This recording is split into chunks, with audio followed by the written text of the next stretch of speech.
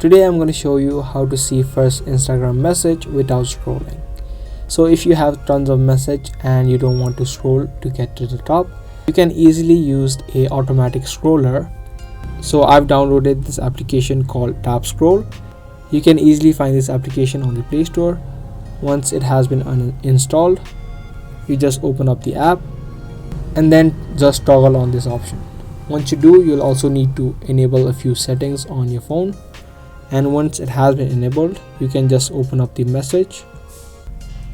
Now once you land on the message, all you do is tap on the top of your screen right here, and the message will scroll automatically to the top. Now if you have tons of messages, you'll need to do it a couple of times and it will automatically scroll and take you to the top.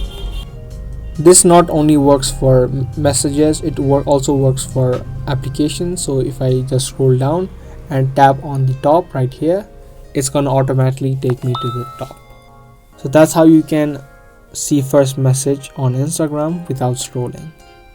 I hope this video was helpful. If it was, leave us a like and also subscribe to our channel if you haven't already. I'll be back with more informative videos similar to this. That's going to be all for today. I'll see you in the next one.